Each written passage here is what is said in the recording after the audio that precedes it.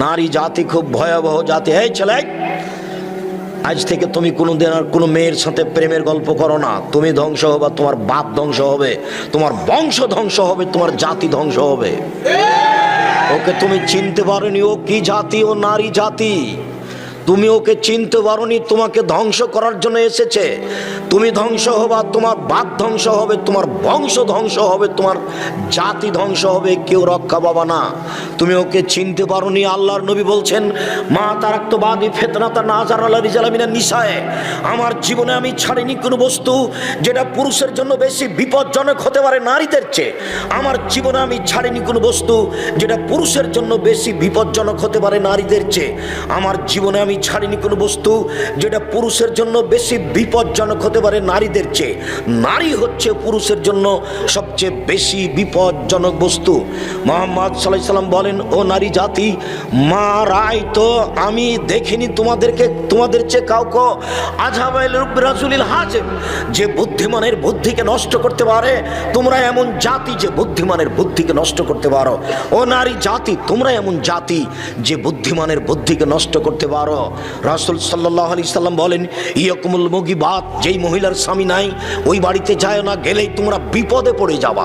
রাসূল সাল্লাল্লাহু আলাইহি সাল্লাম বলেন, ইয়াকুমুদ দুখুল আলান নিসায়ে, সাবধান তোমরা মহিলাদের কাছে যায় না, গেলেই তোমরা বিপদে পড়ে যাবা। মুহাম্মদ সাল্লাল্লাহু আলাইহি সাল্লাম বলেন নারী জাতির ব্যাপারে যে ইন্নান নিসা হাবাইলু শয়তান, মহিলারা হচ্ছে শয়তানের জাল। আল্লাহ তাআলা বলেন, নিশ্চয়ই মহিলাদের ষড়যন্ত্র কঠিন আর শয়তানের ষড়যন্ত্র দুর্বল। উপস্থিত বৈঠকের মুসলিম বোন, আমি আপনাকে শয়তান বলে গালি দিনি, আমি আপনাকে শয়তানের জাল বা শয়তানের চেয়ে খারাপের কথা বলিনি। আপনি সম্মানী শিক্ষিতা মহিলা, আপনাকে আমি আয়েশার মতো মনে করি, খাদিজার মতো মনে করি। আপনাকে অপমান খাটো করবো এটা আমি আদৌ চাইনি। আমি আপনাকে খাটো করব কেন? আপনাকে আমি খাদিজা আয়েশার মতো মনে করি।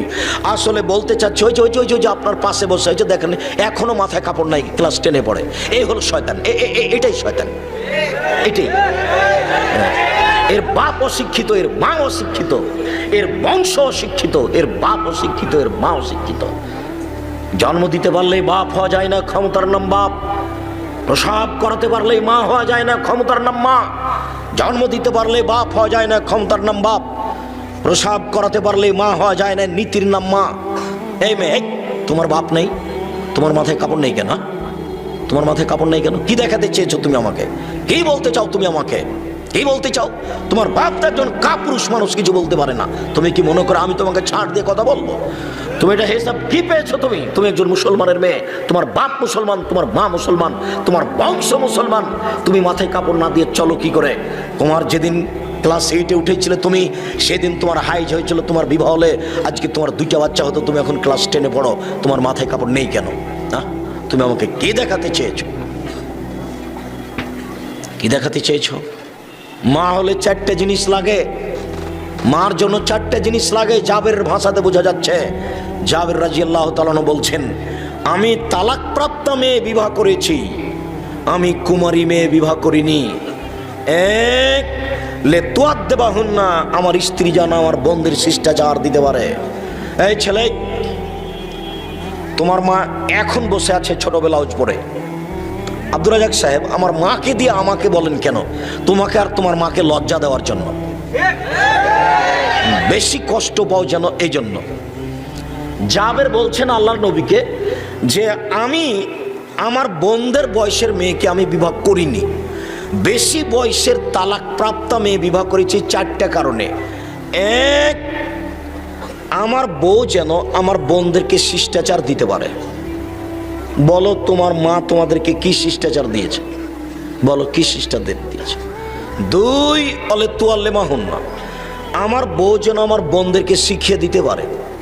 3, অলে তুরাজ্জেলা হন না, আমার বউ যেন আমার বোনদের মাথার চুল চিরুনি করে দিতে পারে। 4, অলা তাকুমা আলাইহিন না, আমার বউ যেন আমার বোনদের উপরে সবসময় প্রস্তুত থাকতে পারে, পাহারাদার। একটা মা হচ্ছে ছেলে মেয়ের উপরে পাহারাদার। আমি বলিনি এই কথা, মুহাম্মদ সাল্লাল্লাহু আলাইহি সাল্লাম বলেন, একটা মা ছেলে মেয়েদের উপরে পাহারাদার। সম্মানিত দিনী ভাই বোন, আপনাকে আমি আপনার দোয়া প্রার্থনা কবুল হওয়ার জন্য খুব গুরুত্বপূর্ণ কয়েকটা সময় উল্লেখ করছি। এক খেয়ালে চেয়ে থাকবেন। আপনি তো দোয়া প্রার্থনা করতে চাচ্ছেন, হাত তুলে দোয়া করুন। আপনি দোয়া করবেন কখন এই ব্যাপারে একটু খেয়াল করুন। উপস্থিত বৈঠকের মুসলিম বোন, ব্যস্ত হয়ে পড়েন না, আপনাকে আমি কষ্ট দিতে চাইনি। এক খেয়াল আপনি চেয়ে থাকুন, আপনার দোয়া কবুল হবে কখন, আপনি কখন দোয়া করবেন। উবাদা ইবনে সামিত রাদিয়াল্লাহু তাআলা আনহু বলেন, রাসূল সাল্লাল্লাহু আলাইহি সাল্লাম বলেছেন, মান তারা মিনাল লাইলে, কেউ যদি শেষ রাতে উঠে সুম্মা কালা, তারপরে বলে লা ইলাহা ইল্লাল্লাহু ওয়াহদাহু লা শারীকা লাহু লাহুল মুলকু ওয়া লাহুল হামদু ওয়া হুয়া আলা কুল্লি শাইইন কাদির ওয়া সুবহানাল্লাহি ওয়া আলহামদুলিল্লাহি ওয়া লা ইলাহা ইল্লাল্লাহু আল্লাহু আকবার ওয়া লা হাওলা ওয়া লা কুওয়াতা ইল্লা বিল্লাহ সুম্মা দাউস্তু জিবা, এরপরে যদি দোয়া করে তাহলে দোয়া কবুল হবে। হাদিস বুখারী মুসলিম। বুঝা গেল না? ঘুম থেকে উঠে বলবেন এই দোয়া। এই ছেলে, কারো গায়ে হাত দিয়ে থাকবে না, রেডি হও। যারা আপনারা দাঁড়িয়ে আছেন কারো দিকে খেয়াল করবেন না। আবার বলছি, ঘুম থেকে উঠে কি বলবেন? সিরিয়াল মনে রাখবেন, 5-6টা নীতি পেশ করছি, খুব তাড়াতাড়ি পেশ করছি। এক, ঘুম থেকে উঠে বলবেন লা ইলাহা ইল্লাল্লাহু ওয়াহদাহু লা শারীকা লাহু লাহুল মুলকু ওয়া লাহুল হামদু ওয়া হুয়া আলা কুল্লি শাইইন কাদির ওয়া সুবহানাল্লাহি ওয়া আলহামদুলিল্লাহি ওয়া লা ইলাহা ইল্লাল্লাহু আল্লাহু আকবার ওয়া লা হাওলা ওয়া লা কুওয়াতা ইল্লা বিল্লাহ। এখন যেই দোয়া করবেন সেটাই কবুল হবে, যেটাই করবেন সেটাই কবুল হবে। বুঝা গেল না মনে হয়? এক। দুই, উসমান ইবনে আবিল আস রাদিয়াল্লাহু তাআলা আনহু বলেন, রাসূল সাল্লাল্লাহু আলাইহি সাল্লাম বলেছেন, ফতেহাত আবু সামায়ে নিসফাল লাইলে, রাত যখন অর্ধেক হয় তখন আকাশের সব দরজা খুলে দেওয়া হয়। রাত যখন অর্ধেক হয় তখন আকাশের সব দরজা খুলে দেওয়া হয়। ওয়া ইউনাদি মুনাদিন মিনাস সামায়ে, তারপর আকাশ থেকে চিৎকার করে বলতে থাকেন, হাল মিন দাইন ফাইস্তাজাবু লাহু, কেউ কি কিছু বলছে? যে যা বলবে তার কথা মেনে নেওয়া হবে। কেউ কি কিছু বলছে? ওপর থেকে চিৎকার করে বলছেন রাত 12টার পরে, কেউ কি কিছু বলছে? যা বলছে সেটাই মেনে নেওয়া হবে। তারপরে হালমিন সাইলিন ফাইউতা, কেউ কি কিছু চায়? যে যা চায় তাই দিয়ে দেওয়া হবে, যে যা চায় তা তাকে দিয়ে দেওয়া হবে। হালমিন মাকরুবিন ইউফরাজান হো, কেউ কি কোনো বিপদে পড়ে আছে? যে বিপদের কথা বলবে আমি আল্লাহ তাকে বিপদ থেকে উদ্ধার করে দিব। আবার খেয়াল করেন, একটু খেয়াল করেন তো মুরব্বী, আপনি আমার দিনী ভাই, একটু খেয়াল করেন তো। আপনি রাত 12টা থেকে নিয়ে ভোর পর্যন্ত সময়ে যে কোনো সময় উঠে যদি আপনি কিছু বলেন সেটা আল্লাহ কবুল করবেন। আল্লাহ 3 ভাবে বলতে থাকেন। এক, কেউ কি কিছু বলছে? বললে আমি মেনে নিব। 2, কেউ কি কিছু চাচ্ছে? চাইলে আমি দিয়ে দিব। 3, কেউ কি বিপদে পড়ে আছে? বিপদে পড়ে আমাকে বললে আমি বিপদ থেকে উদ্ধার করে দিব। বলেন তো এই সময়টা কখন? রাত 12টার পরে। আনাস রাদিয়াল্লাহু তাআলা আনহু বলেন, রাসূল সাল্লাল্লাহু আলাইহি ওয়াসাল্লাম বলেছেন, এজা নুদিয়া লিসসালাতে ফতিহাত আবু সামাই উস্তুজিবাত দুআ, যখনই আজান দেওয়া হয় তখন আকাশের সব দরজা খুলে দেওয়া হয়। আজান দেওয়ার সাথে সাথে সব দরজা খুলে গেছে। এখন যা বলা হবে সেটাই গ্রহণ করা হবে, যা বলা হবে সেটাই গ্রহণ করা হবে। একজন সাহাবী বলছেন, আল্লাহর নবী, ইন্নাল মুয়াজ্জিনিনা ইয়াফজুলুনা, যারা আজান দিচ্ছে তারাই তো সব নেকি লুটে নিল, তো আমাদের কি হবে? আল্লাহর নবী, যারা আজান দিচ্ছে তারাই তো সব নেকি লুটে নিল, তো আমরা কি পাবো? তখন আল্লাহ রাসূল বলছেন, এই শোনো, কুল মা ইয়াকুলুল মুয়াজ্জিন, মুয়াজ্জিন যা বলে তুমি তা বলতে থাকো, মুয়াজ্জিন যা বলে তুমি তা বলতে থাকো। আজান যখন শেষ হয়ে যাবে, ফাইজান তাহাইতা, যখন আজান শেষ হবে, সালতুতা, এখন চাও যা চাইবে তাই দেওয়া হবে, চাও যা চাইবে তাই দেওয়া হবে। তাহলে আজানের পরে দোয়া কবুল হয়। রাসূল সাল্লাল্লাহু আলাইহি সাল্লাম বলেন, লা ইউরাদ্দু দুআ বাইনাল আযান ওয়াল ইকামা, আযান একামাতের মাঝে দোয়া ফেরত দেওয়া হয় না। আযান একামাতের মাঝে দোয়া ফেরত দেওয়া হয় না। আযান একামাতের মাঝে দোয়া ফেরত দেওয়া হয় না। আযান একামাতের মাঝে যেটা বলবেন সেটাই কবুল হবে। আন্না রাসূলাল্লাহ সাল্লাল্লাহু আলাইহি ওয়াসাল্লাম সামিয়া রাজুলান, আল্লাহর নবী একটা লোককে দোয়া পড়তে দেখলেন। লোকটা বলছে, আল্লাহুম্মা ইন্না নাসআলুকা বিআন্নাকা আনতাল্লাহ লা ইলাহা ইল্লা আনতাল আহাদুস সামাদুল্লাযী লাম ইয়ালিদ ওয়া লাম ইউলাদ ওয়া লাম ইয়াকুল লাহু কুফুয়ান আহাদ। এই পর্যন্ত পড়তেই আল্লাহর নবী বলছেন, শোনো শোনো শোনো শোনো শোনো, দা বিসমিহিল আযম, এই লোকটা ইসমে আজম দিয়ে দোয়া করেছে। এই লোকটা ইসমে আজম দিয়ে দোয়া করেছে। এজা দোয়েবিহি আজাবা, এই দিয়ে যদি দোয়া করা হয় তাহলে তা কবুল হবে। ওয়েজা সোয়েলাবেহি আতা, এই দোয়া দিয়ে যদি কিছু চাওয়া হয়, যা চাইবে তাই দেওয়া হবে।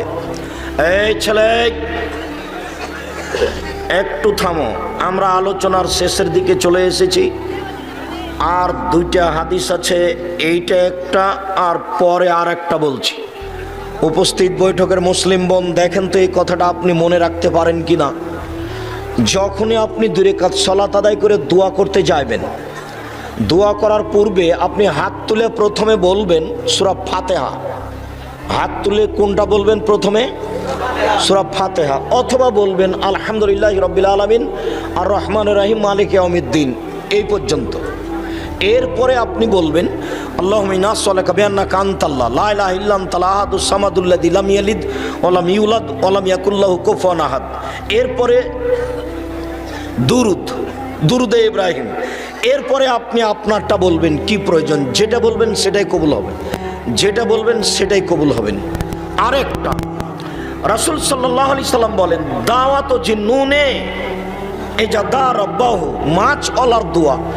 যখন ইউনূস আলাইহিস সালাম মাছের পেটে দোয়া করলেন, মাছ ওলার দোয়া, যখন ইউনূস আলাইহিস সালাম মাছের পেটে বললেন, তিনি বললেন লা ইলাহা ইল্লা আনতা সুবহানাকা ইন্নী কুনতু মিনাজ জালিমিন। আল্লাহ রাসূল বলছেন, যে কোনো মানুষ যে কোনো বিপদে, যে কোনো পুরুষ নারী যে কোনো বিপদে যদি এই দোয়াটা পড়ে, তাহলে যে কোনো ব্যাপারে তার দোয়া কবুল হবে। এইটা আপনি আগে বলবেন, তারপর আপনি আপনার প্রয়োজনটা বলবেন, ইনশাল্লাহ কবুল হবে। এই কথা মুহাম্মদ সাল্লাল্লাহু আলাইহি সাল্লাম বলেন। তবে সূর্য ঢোলার পরপরই, একেবারেই সূর্য ঢলে গেছে, আজান দিবে জোহরের, এই সময়ে তাড়াহুড়া করে সুন্দর করে ওযু করে 4 রাকাত সালাত আদায় করে বলবেন জোহরের পরে, যা বলবেন সেটাই কবুল হবে, যা বলবেন সেটাই কবুল হবে। তবে সাধারণত বোঝা যাচ্ছে যে রাতের 3 ভাগের 2 ভাগ পার হওয়ার পরে বললে বেশি কবুল হবে। রাতের 3 ভাগের 2 ভাগ পার হওয়ার পরে বললে বেশি কবুল হবে। রাসূল সাল্লাল্লাহু আলাইহি সাল্লাম বলছেন, ইন্না মিল লাইলি লাসাআতান, নিশ্চয় রাতে একটা সময় রয়েছে, লা ইউফিকু আবদুল মুসলিম, যে কোনো পুরুষ যে কোনো নারী ওই সময়ে আল্লাহকে কিছু বলে, যা বলে তাই কবুল হবে। এইবার একটু বলার পদ্ধতি, সুন্দর করে ওযু করে নিয়ে 2 রাকাত সালাত আদায় করে সালাম ফিরে আপনি হাত তুলে বলতে পারেন, আমার দিকে দেখেন, আল মাসআলাতু, স্বাভাবিকভাবে হাত তোলা হচ্ছে এইভাবে।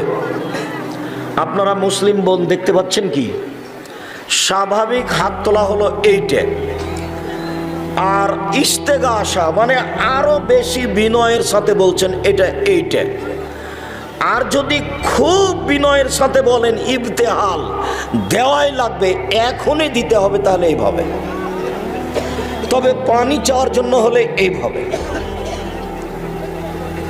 স্বাভাবিক চাওয়া, আরো বেশি করে চাওয়া, ইবতেহাল, আমাকে দিতেই হবে, এখনই দিতে হবে, দেওয়াই লাগবে।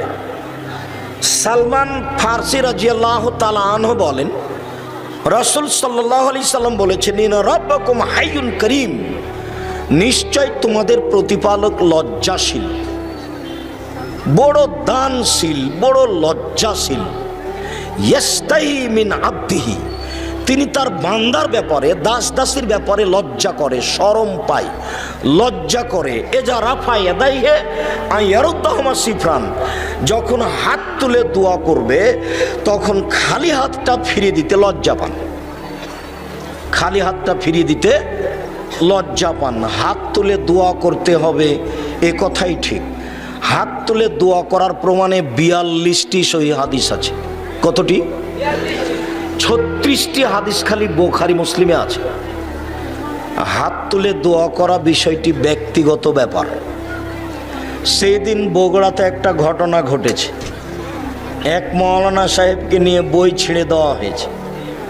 ওই ছিঁড়ে দেওয়ার ঘটনাটা ওই হুজুরের সাথে আজ থেকে নিয়ে প্রায় 25-26 বছর পূর্বে আমার সাথে হয়েছিল বগুড়া ড্যামাজানি হাই স্কুল মাঠে।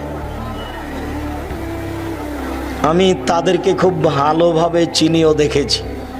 তারা আসলে পড়তে পারে এটা আমার আজও বিশ্বাস নেই, যে আসলে তারা পড়তে পারে এটাই আমি বিশ্বাস করি না। আমি আজও দৃঢ়তার সাথে নিশ্চিতভাবে বলছি ও পড়ে অনুবাদ করবে এই সাহস নাই, কিন্তু বই টেনে ছিঁড়ে দিল। এটা বহু দূরের কথা। আর বগুড়াতে এইসব দুর্ঘটনা ঘটে থাকে। আপনি বা কি বুঝেন, আপনার হুজির বা কি বুঝেন?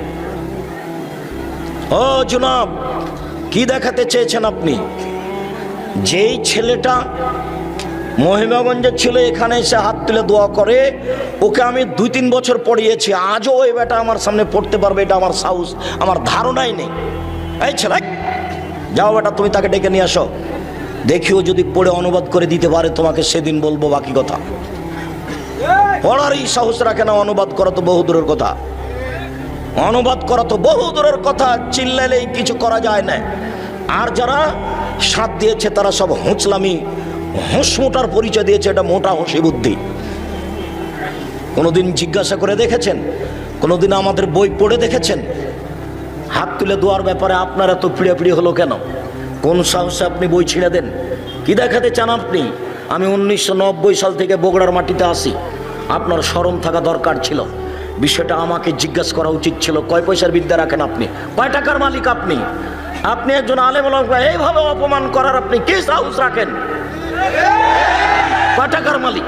কয় টাকার মালিক আপনি? কি করতে পারেন আপনি? আপনি তো উসমানের কাছে একটা ভিক্ষুক নন। আমার প্রতিষ্ঠানে প্রতি মাসে 17 লক্ষ টাকা বেতন লাগে। আমি জানি না আপনার 10টা টাকা আছে সেখানে। আমার মনে হয় না যে আপনার 10টা টাকা আছে। কয় টাকার মালিক আপনি? আমার 2টা প্রতিষ্ঠান আছে, একটা জামিয়া সালাফিয়া রূপগঞ্জ নারায়ণগঞ্জ ঢাকা, জামিয়া সালাফিয়া ডাঙ্গিপাড়া পাওয়া রাজশাহী। 2957 জন ছেলে মেয়ে আছে। তার মানে প্রায় 3000 ছেলে মেয়ে পড়াশোনা করে। এ দেশের সবচেয়ে বড় প্রতিষ্ঠান দুটাই। 156 জন শিক্ষক শিক্ষিকা, প্রতি মাসে বেতন লাগে 17 লক্ষ। একটা মাসিক পত্রিকা বের করি, মাসিক আল ইতিসাম, তার মুফতি আছে 10 জন, খালি 10 জন খালি মুফতি আছে। ওতে আমার 1.5 লক্ষ টাকা প্রতি মাসে বেতন লাগে, ভর্তুকি লাগে 1.5 লক্ষ টাকা। আজকে দিয়ে এসেছে 1,30,000 টাকা ভর্তুকি। আপনি পত্রিকা পড়েন, আপনি ওটা কি দেখাতে চাইলেন? এরকম কেন? সে কে সেটা আমি বলতে চাইনি। আমি বলতে চাচ্ছি না আপনি কিছু বুঝেন, জানেন যে ঘটিয়েছে সে কিছু বুঝে। হাত তুলে দোয়া করার 42টা সহিহ হাদিস আছে। কতটি? 42টা। 36টা খালি বুখারী মুসলিমে আছে। এই যে এখানে দোয়ার বইটা আছে, তাতে 16টা স্থান উল্লেখ করা আছে হাত তুলে দোয়া করার।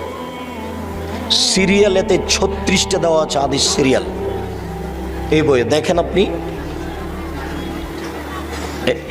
এই আচরণ ঠিক নয়। হাত তুলে দোয়া করেন, হাত তুলে দোয়া করা উচিত।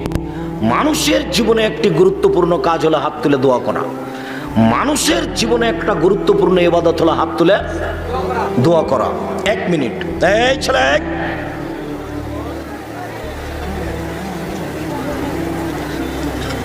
আয়েশা রাদিয়াল্লাহু তাআলা আনহা বলেন, আল্লাহর নবী ঘরে ঢুকে জুতা স্যান্ডেলগুলো রেখে দিয়ে আমার পাশে শুয়ে গেলেন। তিনি মনে করলেন যে আমি ঘুমিয়ে গেছি। আসলে আমি ঘুমাইনি, আমি ভান করে ঘুমিয়ে আছি। কিছুক্ষণ পরে তিনি উঠলেন। তিনি মনে করলেন যে আমি ঘুমিয়ে গেছি। আসলে আমি ঘুমাইনি, আমি ভান করে ঘুমিয়ে আছি। তিনি উঠে দেখলাম যে ধীরে ধীরে জুতা স্যান্ডেল কাপড় চোপড় নিলেন, দরজা খুললেন, বাইরে চলে গেলেন, দরজা বন্ধ করে চলে গেলেন। আমিও উঠলাম, আমিও কাপড় চোপড় নিয়ে মাথা ঢেকে নিলাম, নিয়ে বের হয়ে দেখলাম, দেখি কোথায় যাই। ওই যে ওই যে ওই যে ওই যে ওই যে বাকিউল গারকাতে গিয়ে হাত তুলে দোয়া করছেন। একবার, দুইবার, তিনবার হাত তুলে দোয়া করলেন। ফিরে হাঁটলেন, আমিও ঘুরে হাঁটলাম। তিনি জোরে হাঁটলেন, আমিও জোরে হাঁটলাম। তিনি দৌড়ালেন, আমিও দৌড়ালাম। আমি আগে বিছানে চলে এসেছি। তিনি এখন আমার পাশে এসে বলছেন, কি খবর আয়েশা, মোটা শ্বাস কেন? তার মানে আমি দৌড়িয়ে এসেছি যে শ্বাস মোটা হয়ে গেছে। তখন আমি বলছি, আমি তো মিথ্যে কথা বললে জিবরাইল আপনাকে বলে দিবে। আসলে আপনাকে আমি পরীক্ষা করছিলাম, আপনি আমার কাছ থেকে উঠে অন্য বইয়ের কাছে যান নাকি। যার যেটা হিসাব, আয়েশার হিসাব এইটা, আল্লাহর নবীর হিসাব ওইটা, যে কবরে যারা আছে তাদের জন্য একটু ক্ষমা চাই। তো আল্লাহর নবী কবরবাসীর ক্ষমার জন্য চলে গেলেন গভীর রাতে উঠে। পৃথিবীর মানুষ হিসাবে সবচেয়ে দামি মানুষ আবু বকর সিদ্দিক, তাকে একটু সাথে নিলেন না। পৃথিবীর দ্বিতীয় মহামানব উমর রাদিয়াল্লাহু তাআলা আনহু, রাস্তায় হাঁটলে শয়তান ও রাস্তা দিয়ে নাই, একটু তাকে সাথে নিলেন না। কত কাছের মানুষ বিছানে শুয়ে আছেন আয়েশা রাদিয়াল্লাহু তাআলা, তাকে একটু বলেও গেলেন না, তাকে ঘুমিয়ে রেখে চলে গেলেন। নির্জনে গিয়ে হাত তুলে দোয়া করতে হবে বাপের কবরে। সবাই মিলে গিয়ে হাত তুলে দোয়া করতে হবে, এটা বিধাত, এটা কাবিরা গুনাহ। আমরা চোরে করে আসছি যে কাবিরা গুনাহ করেন, আপনি করেন, আপনার বাপ করুক, আপনার 14 গোষ্ঠী করুক, তাতে কি আছে, এটা বিধাত। সবাই মিলে করে আসছি যে সবাই মিলে দোয়া করা এভাবে বিধাত। কিয়ামত পর্যন্ত কোনো মায়ের বেটার বৈধতা দিতে পারবে না। এই দেখেন, মুসলিম থেকে হাদিস পড়ছি, বুখারী মুসলিম, কবরস্থানে গিয়ে হাত তুলে একাই দোয়া করবেন। 1, 2, যুদ্ধ শুরু হয়ে গেছে। আল্লাহ রাসূল হাত তুলে দোয়া করে বলছেন, আল্লাহুম্মা ইন তুহলিক হাযিহিল ইসাবা লা তুবাদু ফিল আরজি ইলা ইয়াউমিল কিয়ামা। আল্লাহ, তুমি যদি আজকে বদর মাঠে 313 জন লোককে ধ্বংস করে দাও, কিয়ামত পর্যন্ত তোমাকে ডাকার মতো কোনো মানুষ থাকবে না। এই যে বলতে লাগলেন, বলতে আছেন, এই গা থেকে চাদরটা এভাবে ঝুলতে ঝুলতে ঝুলতে নিচে পড়ে গেল, দোয়া করতে আছেন।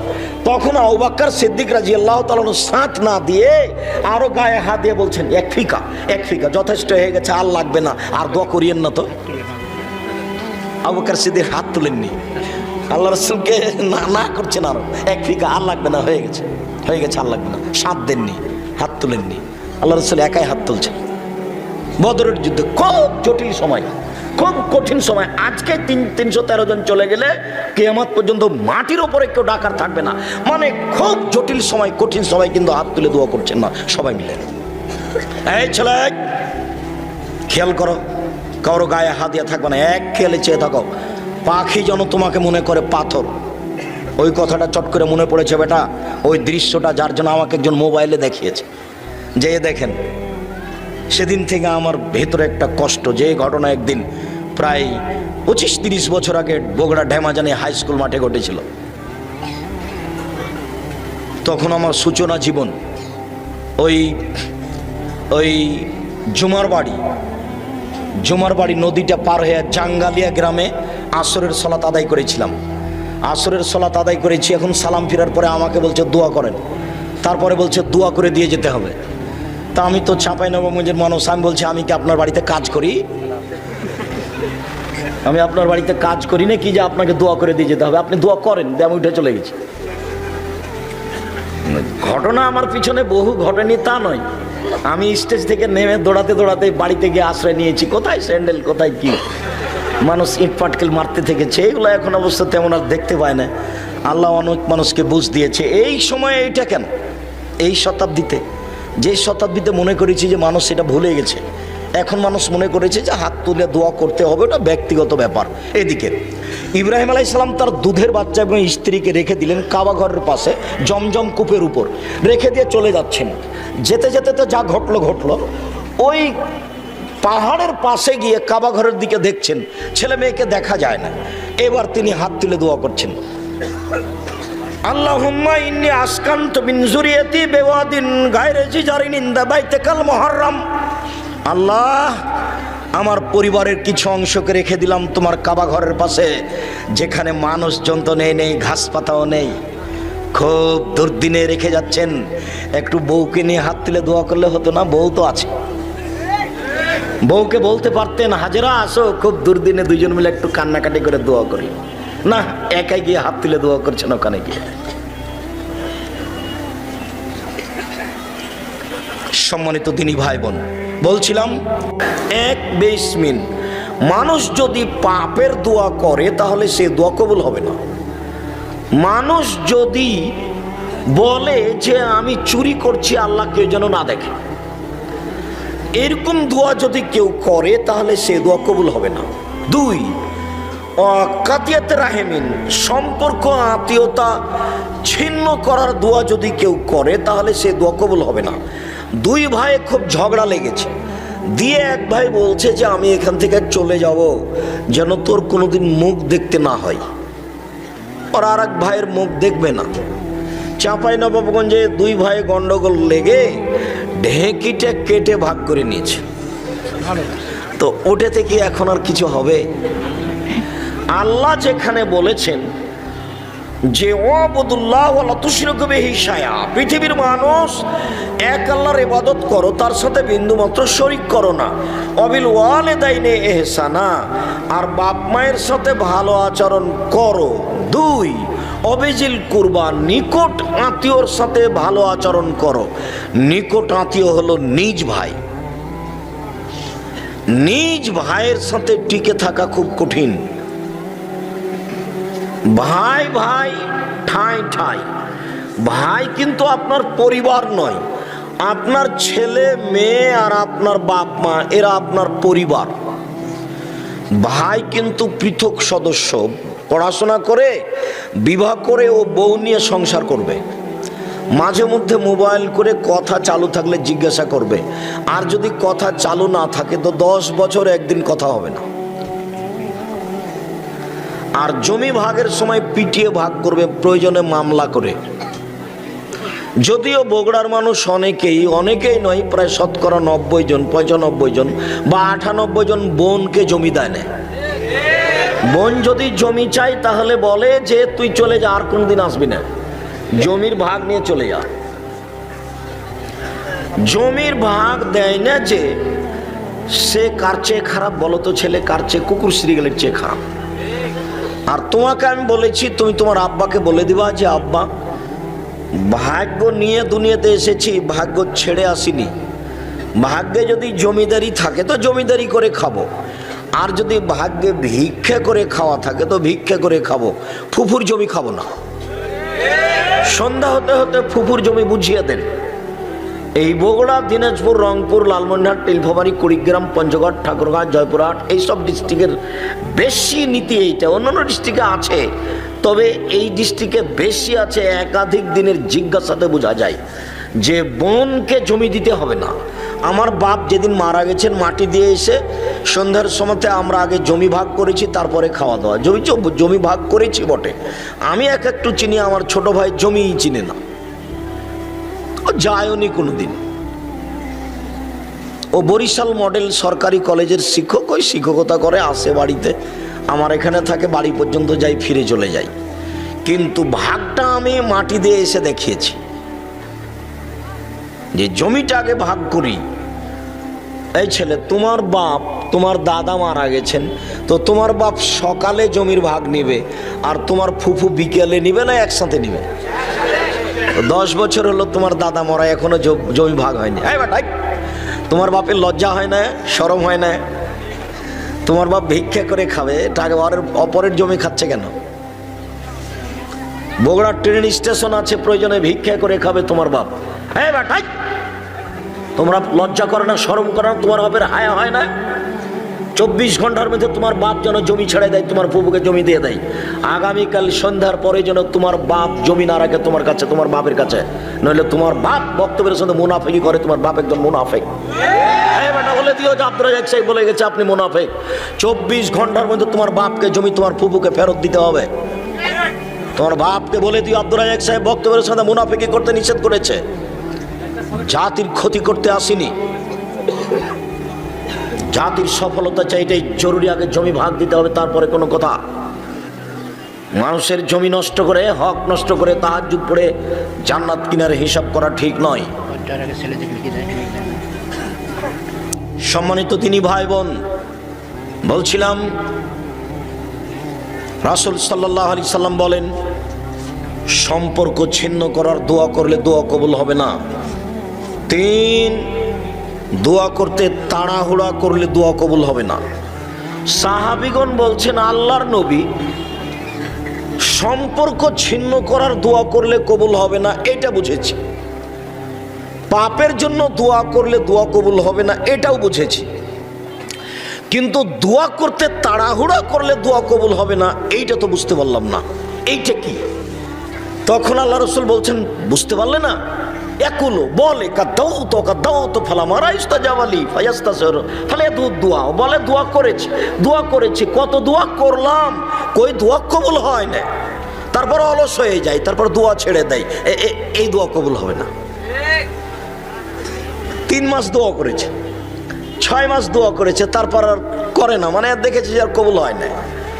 আপনার আমি ধৈর্যের পরিচয় দেখাতে গিয়ে আপনাকে আমি বলেছি যে একদিন আবু জাহাল বলছে, মোহাম্মদ যখন সিজদায় যাবে তার মাথার উপরে উটের ভুঁড়ি তুলে দিতে হবে, কে পারে? এক যুবক বলছে, আমি পারি। আচ্ছা ঠিক আছে, সিজদায় যখন যাবে তখন তুমি উটের ভুঁড়ি তুলে দিবা। তো দিয়েছে। তখন কেউ গিয়ে ফাতেমাকে বলছে, দেখো ফাতেমা, দেখো ফাতেমা, তোমার আব্বার মাথার উপরে ওরা ভুঁড়ি চাপিয়ে দিয়েছে, ওরা হাসিতে অট্ট হাসি দিয়েছে, একজন আর একজনের গায়ে লুটে পড়ছে, তোমার আব্বা সিজদা থেকে মাথা উঠাতে পারে না। তো ফাতেমা দৌড়িয়ে এসে ভুঁড়িটা সরিয়ে দিয়ে এদের গালি দেওয়ার ইচ্ছা করলেন। আল্লাহ রাসূল সালাত শেষ করে তাদের জন্য বদদোয়া করলেন। আল্লাহর নবীর বদদোয়া কবুল হলো বদরের যুদ্ধে 12 বছর পর। আল্লাহর নবীর অপমান অবস্থায় দোয়াটা করলেন, কবুল হলো কতদিন পরে? 12 বছর পর।